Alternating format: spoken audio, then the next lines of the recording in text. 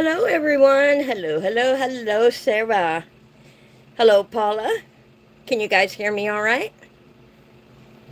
I'm going to take a quick drink.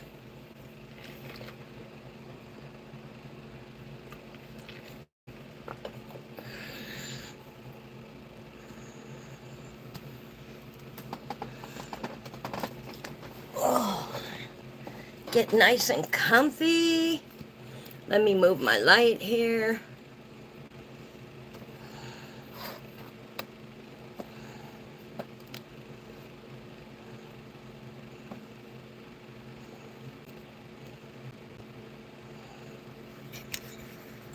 Great.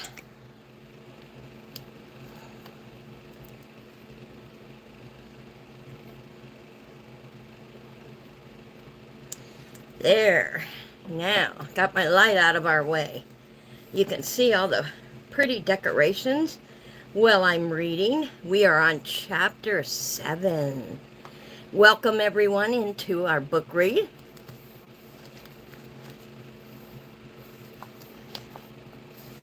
Are you all comfy in your loungers or PJs and have your drink?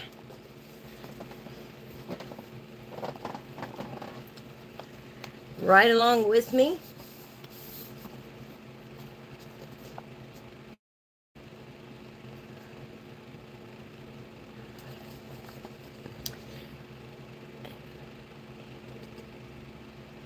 Oh, Paula's making a cake while I'm reading. Nice.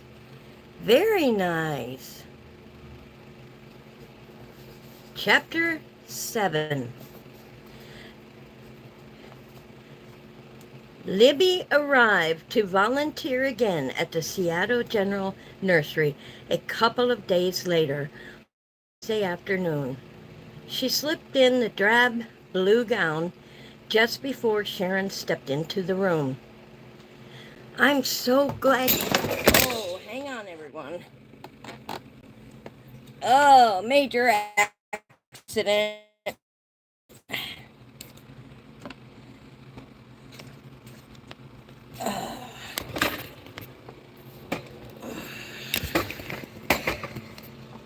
Wow. What the heck happened?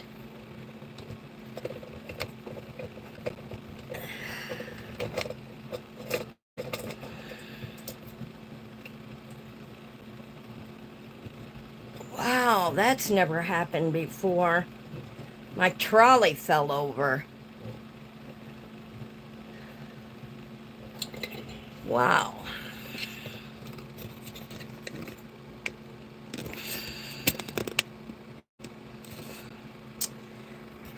I'm glad I have good friends with me when that happened. That was kind of scary. All right, let me see if I can get the camera just right. Not as good as it was. Let's see what I can do.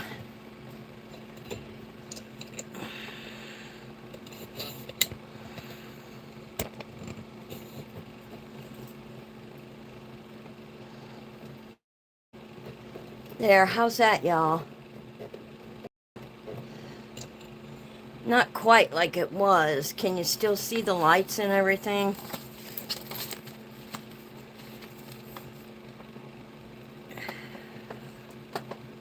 Wow, that scared me. I don't need a broken iPad or a broken phone.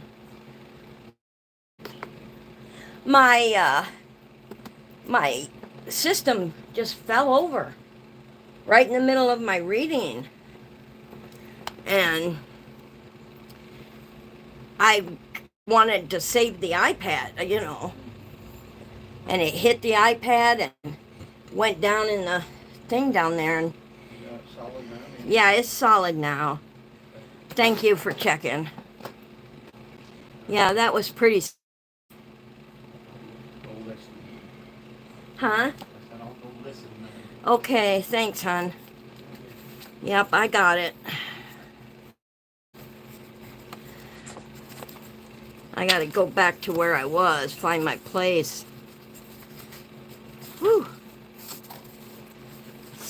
of scary. Yeah, the last thing you want to do is break your phones or your iPads. That could get costly. Yeah, it's pretty steady. I really tightened it so it shouldn't fall again. And it's just about where I had it, so that's all right.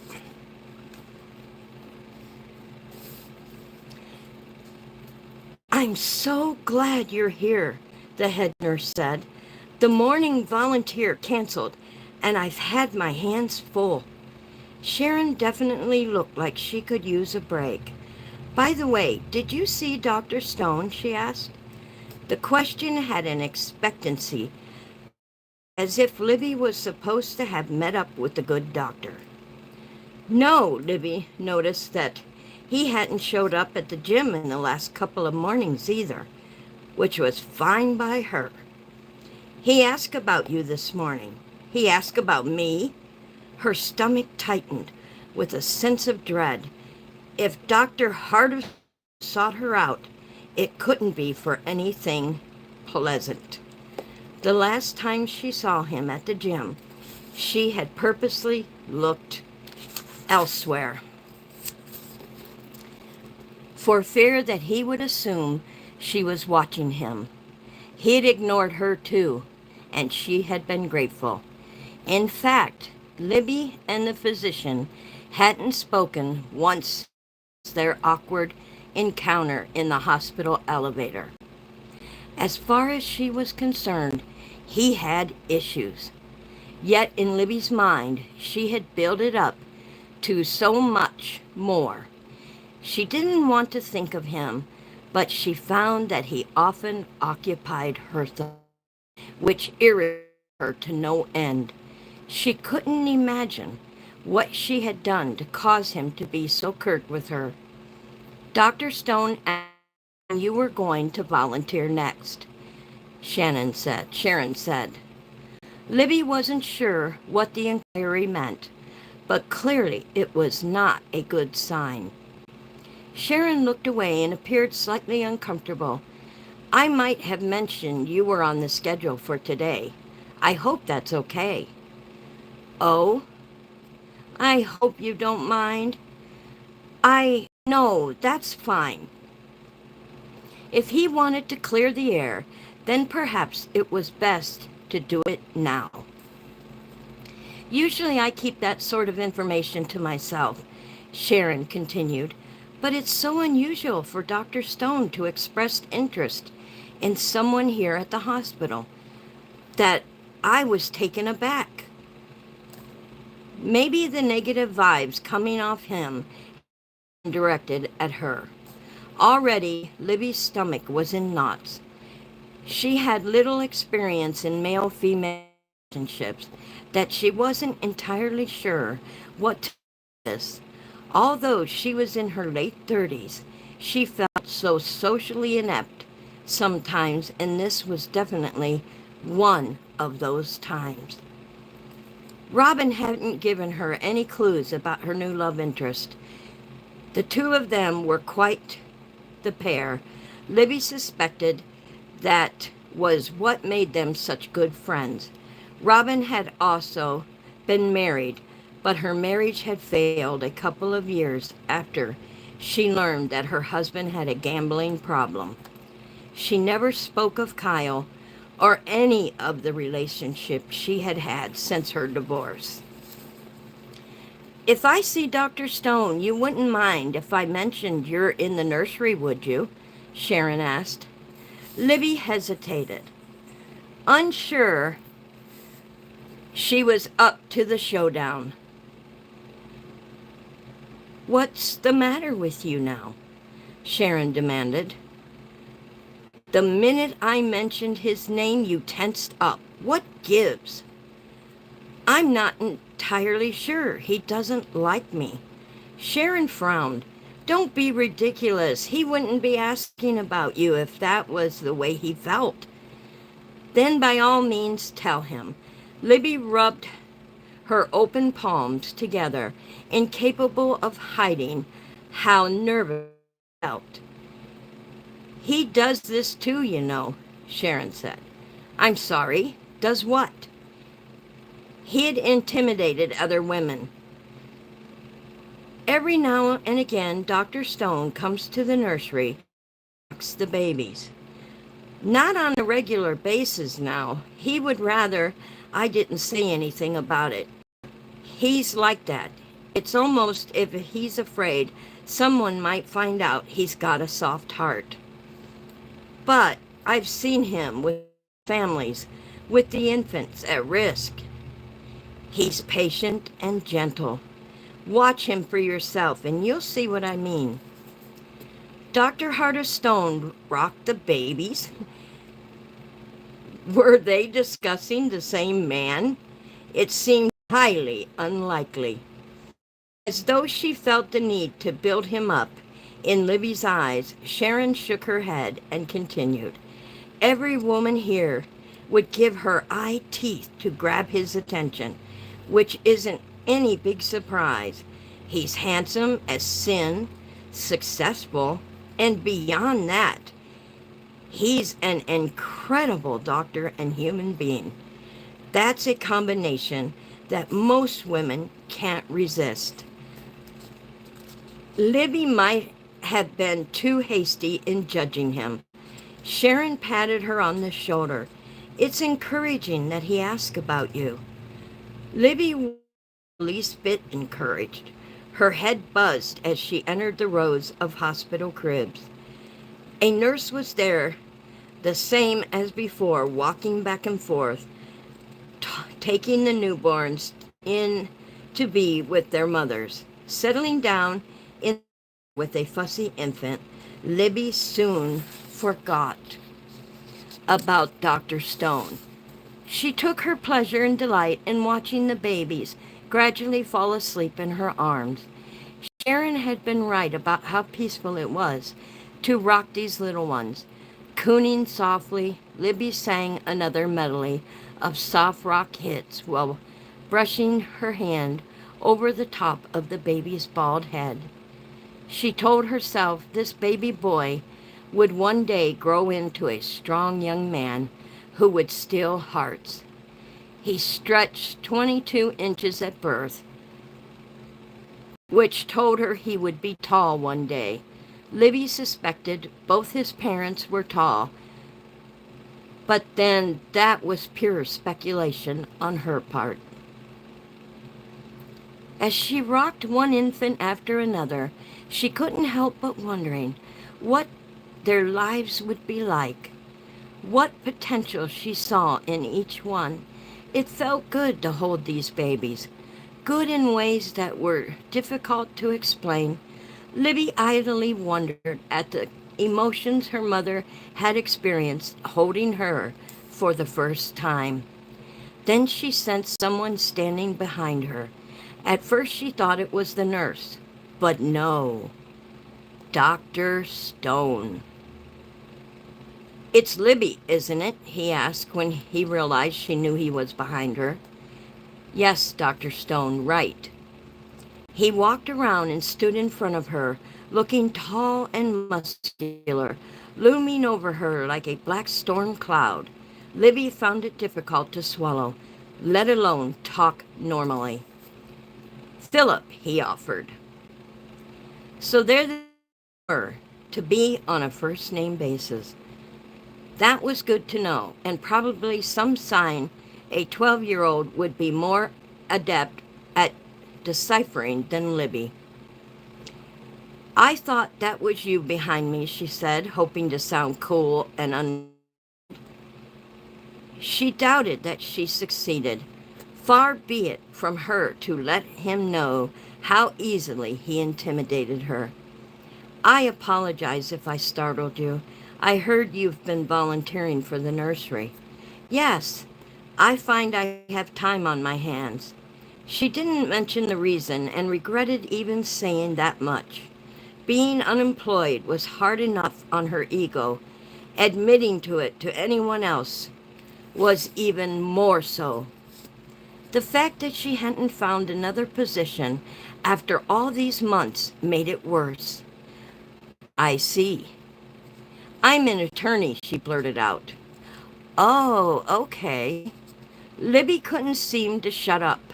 I specialize in trusts and estates, things that are a bit slow at the moment. Bet that doesn't happen with physicians, though, right? She asked, half choking on the question, which she knew was ridiculous. Thankfully, he ignored it. The infant in her arms squalled. For an instant, had completely forgotten she was holding a baby. She thanked God that the newborn hadn't fallen out of her embrace and tumbled onto the floor. She tightened her grip slightly. She realized she should probably say something, but her mind went blank. In fact, she had become totally incapable of managing a single word. You've apparently been around babies before, he stated conversationally. Uh, you seem at ease with them. At ease? Her? With babies? The truth was that until last week, she couldn't remember the last time she had even been close to a baby. 6 years ago? She remembered with clarity now. Juliet, one of the parents, had taken maternity leave. After her baby was born, Juliet had stopped by the office with her daughter in tow. Libby wasn't even clear on how it happened, but the baby was thrust into her arms and she held her for several minutes. When Juliet had taken her daughter back, Libby had been relieved. Yet, here she was, volunteering at Seattle General to rock infants. Libby wasn't sure what had changed. Could it possibly be her? Since she had been let go, she cringed even thinking about Burkhart, Smith, and Crandall. She had lost a sense of what and who she really was. I'd like to speak to you privately, Philip said, breaking into her thoughts.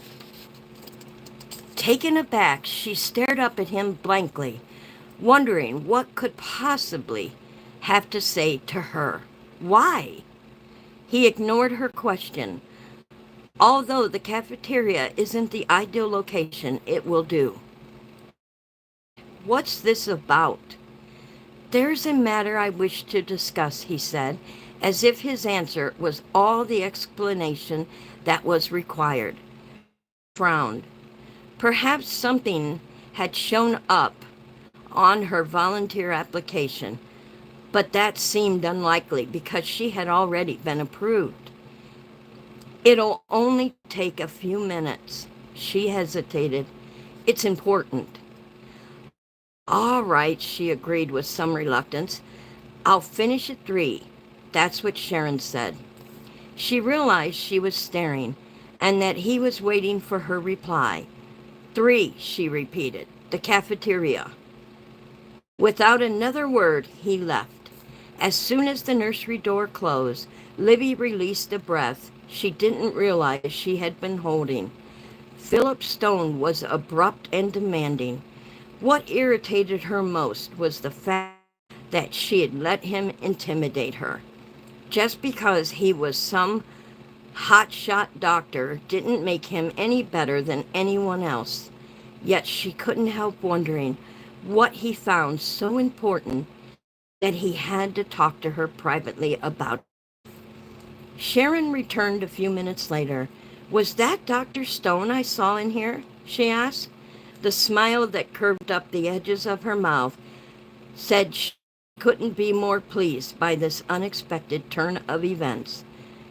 She all but rubbed her hands together with glee. Yeah, he stopped by. Libby tried hard to hide how uncomfortable the physician made her feel. Well, Sharon continued, her dark brown eyes wide and expectant, as she eagerly awaited the details of their short meeting. Are you going to make me torture it out of you? What did he want? He said he had something private to discuss with me, Libby said, thinking Sharon might know what it was all about. Sharon's look of surprise told her the nurse was in the dark. as much as she was. Then gradually a smile came into play. I thought he might be romantically interested in you, and I was right. I don't think so, Libby. Didn't know where Sharon had come up with that idea, but she sincerely doubted Dr. Stone was in any way attracted to her. Sharon's smile didn't waver. Mark my words. Libby rolled her eyes. Please, she said. I don't think you should make more out of this than necessary. I'm sure he probably has some innoxious question or something he wants to ask. Think what you like, dearie. At 3, Libby removed her hospital gown and then spent the next few minutes repairing her makeup and combing her hair. If she was going to confront the devil, then she wanted to look her best. The fact that she cared irritated her all the more. Grabbing her cell on the way out of the elevator, Libby waited until she was in the lobby and texted Robin. Dr. Stone asked to speak to me privately. Don't know what this is all about. After pushing the send button, Robin's message came back within seconds. Dr. Heart of Stone? Libby texted back from the gym. Hot stuff. Libby scowled back at the next text message. She didn't know what women saw in Philip Stone. Oh, he was easy on the eyes, but he had the personality. Walking into the cafeteria, she dropped her cell into her purse and then paused in the doorway, drew in a calming breath, and looked for Philip. He sat in the back of the room in an area that meant them some privacy. Libby started towards him with the energy and enthusiasm of a condemned prisoner, heading towards the hangman. One optimistic thought was that he was probably on his break and didn't have long. She noticed the 2 cups of coffee on the table. She managed a half a smile as she pulled out a chair and sat down. No way was she going to let him know how badly he intimidated her. I wasn't sure how you took your coffee, he said, and handed her a mug. This is fine. Now what's this all about? Libby gripped at the mug with both hands. He glanced at his wrist as if to say he didn't have much time, which was great by her. Mainly, I wanted to know about the baby. The baby, she repeated. The one thing I was holding when you were in the nursery? She couldn't imagine what she could tell him other than the sex of the child and his parents' surname. No, no, he frowned and shook his head as if irritated with her for not being a mind reader. When is the baby due, or do you even know? Did he seriously think she was pregnant? It wasn't humanly possible for her to be pregnant at this point. She hadn't been with a man since, well, I need to drag up that frustrating subject. No way am I pregnant, she said, speaking distinctly and clearly. And if I were, let me assure you that it wouldn't be any of your business. His eyes flared and he stretched out his arms and gripped the mug. Neither of them had even tasted their coffee. I'm not talking about you. Libby stared at him blankly. Frankly, he wasn't making any sense, but nothing about him had from the beginning, so she wasn't surprised. You're right. This isn't my business, and I hesitated to say anything, but then felt I should. I realized I might well be out of line in bringing this up. She raised her right hand at the complete loss. I'm sorry, but I don't have a clue what you're talking about. Your daughter, he snapped. I don't have a daughter, she flattened her hand against her breast. I'm not even married. Not that being married was a precedent for having a child. Oh dear, she couldn't even seem to speak coherently around this guy. The girls who were with you the other day when you dropped off the preemie hats, Casey and Ava, one of them is pregnant. Libby automatically shook her head. You're wrong. He had to be. They're just 13. His face tightened and he grew more insistent. I strongly suspect the dark-haired one is pregnant. That bit of information wasn't the least bit helpful. They both have dark hair. The one who wore jeans then. They had on jeans. He shook his head. Okay, the one on the right. Libby blinked and searched her memory, trying to remember where they stood in the elevator. Your right or mine? No, mine. An announcement came over the public address system asking Dr. Stone to return immediately to the neonatal unit. Philip stood. I've got to go. I'm sorry. I can't be more helpful. I felt I should mention it because that girl needs to see a physician. She needs proper health care for her and her baby. I wish I could be more specific about which girl it was. If you aren't the mother, he hesitated, then shook his head, as though he was frustrated and regretful. I apologize that I assumed. Well, never mind. I'm sure you'll do what you can. Having said that, he hurried out of the cafeteria. And that takes us up to chapter 8. I'm going to take a really short break and get a drink, and I will be right. Listening while working on a puzzle. Oh, how fun. Paula's baking a cake. Mary Jo's working on a puzzle. And listening to a great story. Let me get my bookmark. I got to show you guys this bookmark real quick. My daughter sells these in the shop. And I think they're the cutest thing. I will have a different one next week and show you a different one that she made. She is so talented, that girl. And she made me the cup that you see here. A book a day keeps reality away. I'll be right back, guys.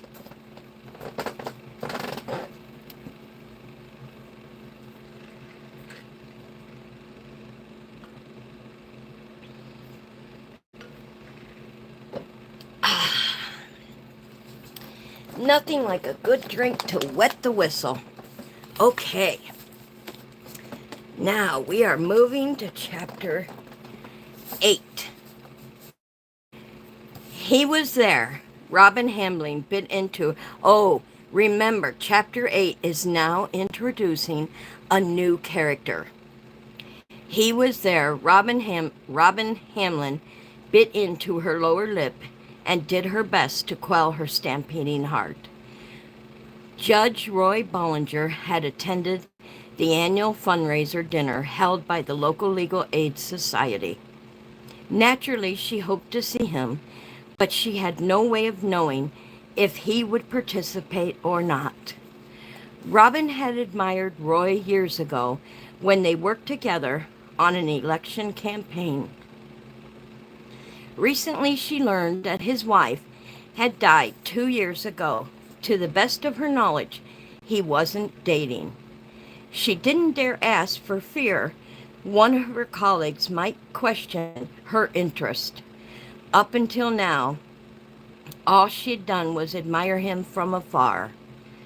Roy was decent and honest, loyal and kind. They shared many of the same political views as well. Oh, she certainly had a crush. But Robin intended to keep it cool, nonchalant. A blatant approach wasn't her style. She would need to play her hand carefully, keeping her cards close to her chest. Normally, she would have mailed in a generous check to the Legal Aid Society and avoided the dinner. Her sole reason for showing was the off chance, the hope that Judge Bollinger would be there. The doors to the dining room hadn't opened. He stood in line at the bar at the cocktail reception. She was 3 people behind him. The 2 people who stood between her and Roy were a married couple she didn't recognize, and they were chatting away let's just skip that word. Just then Roy turned and looked past her. Perhaps he was searching for someone. He might have a date for the night. The only way to tell was if he purchased 1 drink or 2. Robin held her breath and waited. 1 drink. He turned away, caught sight of her, and smiled. Robin smiled back and wondered how it was that her heart could pound so hard and fast and not explode. Her hands trembled as she looked down at the program she had been handed when she walked to the reception. The words blurred as she struggled to hide her reaction. "Good evening, counselor," Roy said as he paused next to her. He held a glass of red wine. Pinot Noir. She guessed right. Robin enjoyed wine as well and was particularly fond of the Willamette Valley Pinot Noirs out of Oregon. "Judge Ballinger," she said, hoping to sound casual. He wasn't a striking man. They were close to the same height, about 5'8". His hair was completely gray, and his hairline was receding. He carried himself well, and although he was 10 years her senior, he remained vibrant and healthy. Robin was strongly drawn to him. She had never been in the... He didn't try criminal cases, although their courtrooms were in the same area of the King County Courthouse. They sometimes saw each other between sessions. "I don't believe I've seen you at one of these functions before," Roy said, pausing to chat. I don't often attend, although I support the cause." Robin had never been much of a social butterfly. Like her friend Libby, she had been married to her job for so long that she didn't have much of a life outside the courthouse.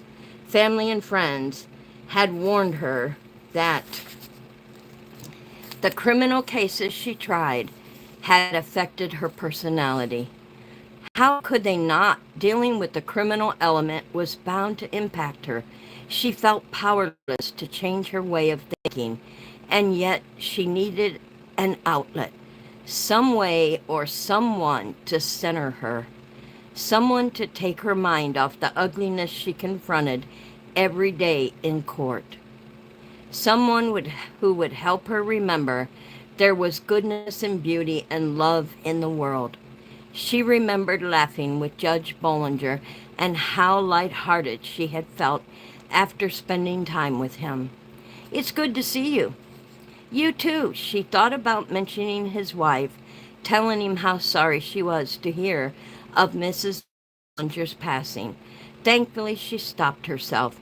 It had happened 2 years ago, and it was long past the time for condolences. Roy wrapped his hand around the stem of his wine glass. Robin stared at his hands. They were good hands, she thought. Not large or thick, just average, nice hands. He had never touched her, and she wondered what it would feel like to have his fingers slide across her bare skin. Oh, what a fanciful imagination she had. Still, she thought the thought intrigued her, and she couldn't banish the image from her mind. He started to move away, and Robin went on a desperate search for a reason to detain him. Then it came to her. Judge Bollinger. Roy, she amended. That was how she thought of him, but it would have been presumptuous of her to address him by something other than his title. I have a friend, a very good friend, who's seeking a position in trusts and estates. I was wondering if you know of any firm with an opening. Where did your friend work before? Bernhardt Smith and Crandall? Oh, yes, I heard they had to let go some excellent attorneys. Unfortunate. Very, Robin agreed. My friend is Libby Morgan. His brow creased as if he was trying to place the name. Elizabeth Morgan, she corrected, although most everyone called her Libby. I've heard of her. She's a good reputation, a hard worker. She's the best. He nodded and raised his hand to his face, a habit she noticed about him. He did that when he was thinking, mulling over facts in his head. Let me check around and I'll get back with you. Can't tell you how much she'd appreciate that, and so would I, of course. It's good. You too. Look out for your friend. Thank you, Robin felt more than she had asked was to delay him. Her turn had come, and she ordered a glass of Pinot Noir. Been about to leave, but he hesitated. You enjoy wine? Very much, especially from the Wilmette Valley. He cocked his head to one side. So do I. He looked like he was about to ask if she had tried a certain winery when she heard someone say his name. Roy excused himself for her drink and drifted away, although it felt as though she was walking on air. The dinner seemed to take hours. The speeches droned on forever.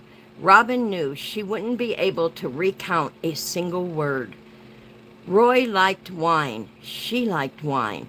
She wondered if he worked Sudoku puzzles or was interested in chess. Keyed up from their short exchange, she found it impossible to eat.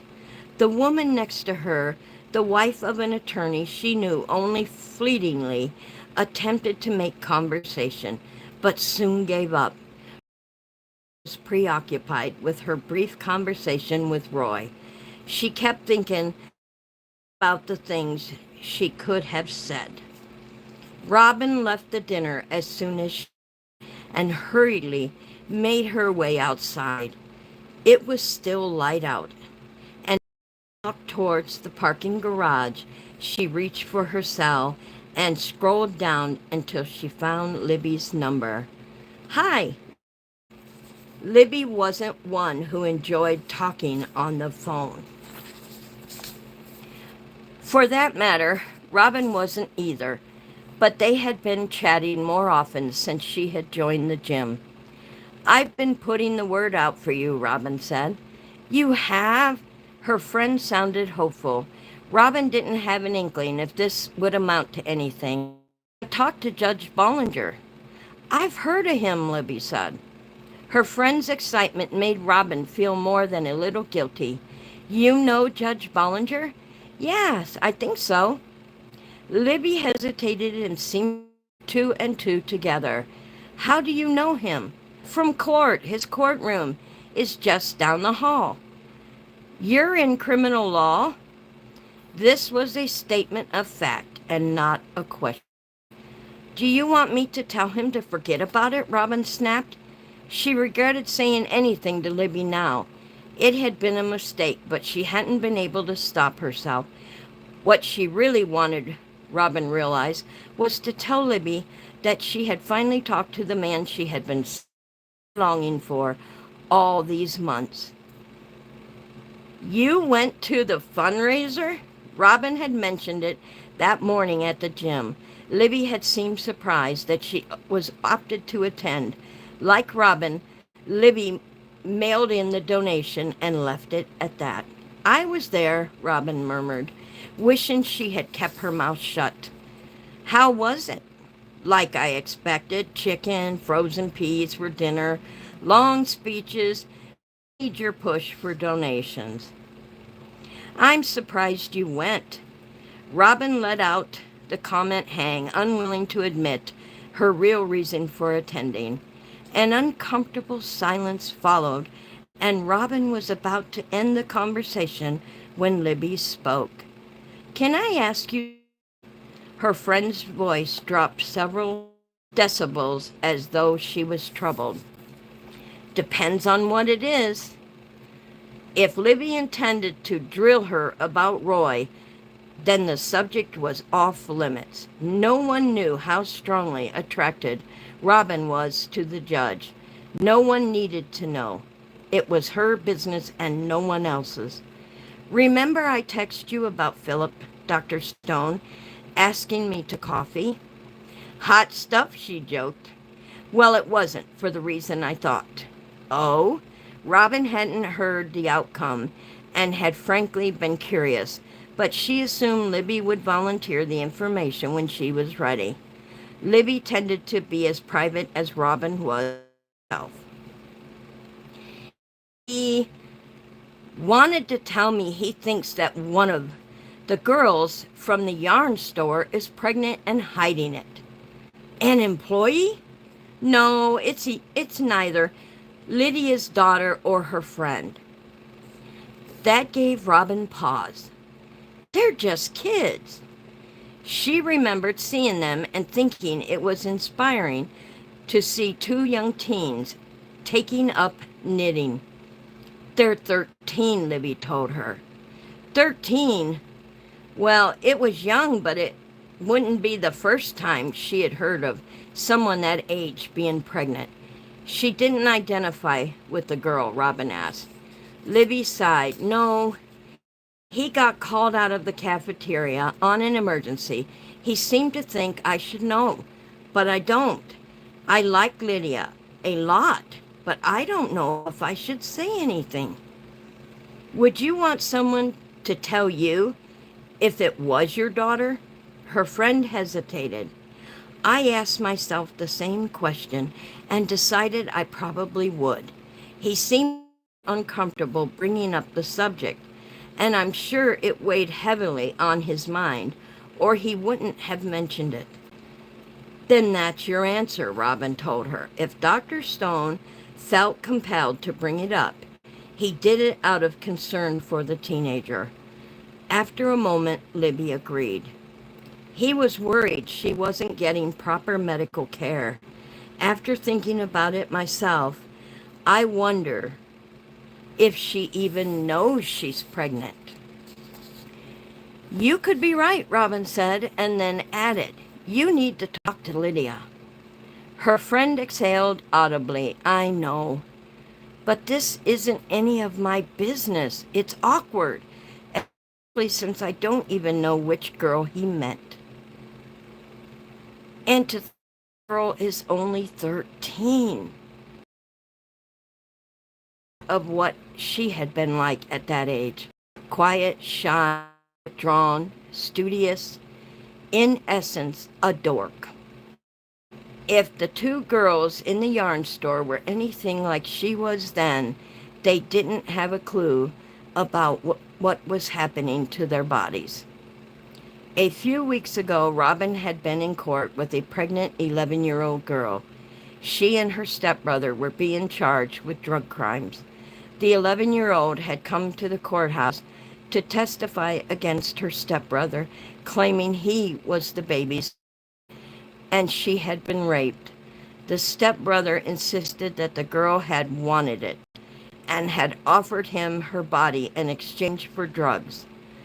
Hooked on crack, pregnant, and only 11 years old, these were the types of obscenial situations Robin faced daily as a prosecuting attorney.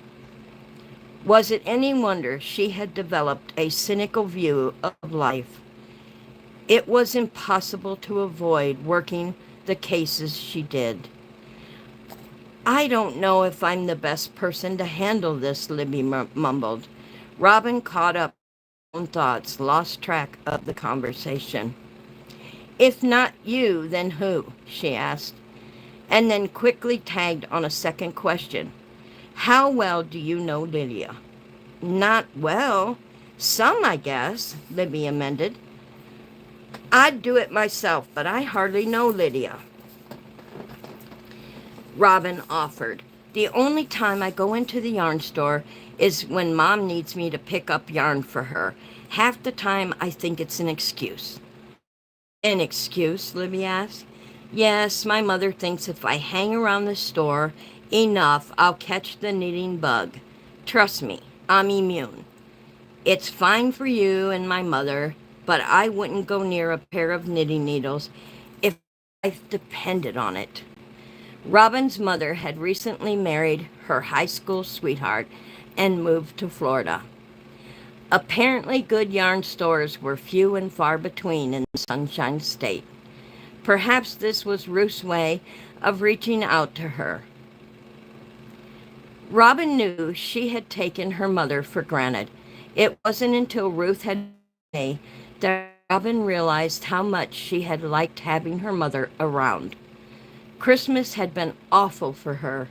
Her only family in the area had been her twice-divorced brother, Grant, and had invited her to join him at his son's place for dinner, but she declined. Her mother, Robin had realized too late, was her anchor. Libby had lost her mother when she had been a young teen. From conversations they had in college, Robin knew that when Libby's mother died, Libby had been cast adrift, lost on an emotional, storm-tossed sea. The only time she felt safe was when she immersed herself into a book or listened to her music. Both had helped her to accept the pain of having lost her mother, of being a motherless child. It was shortly after that bleak Christmas Day that Robin had started thinking seriously about her. She didn't want to be alone again. Like Libby, Robin longed for roots, a husband, children, a purpose. I hope I'm not putting you on the spot, Robin said. She didn't envy her friend's task. But it was obvious you're going to have to say something to Lydia about this. I guess you're right, Libby mumbled, sounding as though she would do just about anything to get out of it. Robin reached her car and stood outside the vehicle while she considered the best way for Libby to approach the yarn store owner. If the situation was reversed, and she was the one to talk to Lydia, what would she do? The memory of the 11-year-old played in her mind. If this 13-year-old was pregnant, it was more than a health issue involved. The question of whether the father was age played into the equation. This could be rape. Charges might have need to be filed. It could be a legal question as much as an ethical one. I plan to get to the bottom of this. If someone took advantage of this girl, she needs help, Libby said. I thought of that too, Robin whispered. I imagine you did, Libby murmured. Oh, Robin, what is this world coming to? And that is the end of chapter 8. Wow, so much is happening. And we are moving on to chapter 9 and 10 next week. Oh my gosh, guys. Thank you, Mary Jo. Pretty bookmarker. I'll tell you, this story is getting more and more and more exciting, and I am really loving it, and I hope you all are too. Let me know in the comments your favorite part when I read 2 chapters. Let me know which part touches you, or which part strikes your interest for another chapter. I mean, to me, I love the part about doctor showing interest in the pregnant teen. That touches me, so that makes me want to know more in the next chapter. And also the part where Libby is liking him but trying to tell herself she doesn't. So that piques my interest. I want to see where Dr. Heart of Stone and Libby are going in this story. So that one makes me want more. So let me know in the comments what makes you want more. And until then, guys, I hope you all have a fantastic night, a good sleep, dream big, dream nice, and please, always be good to others. Until then, guys, I'll see you next week.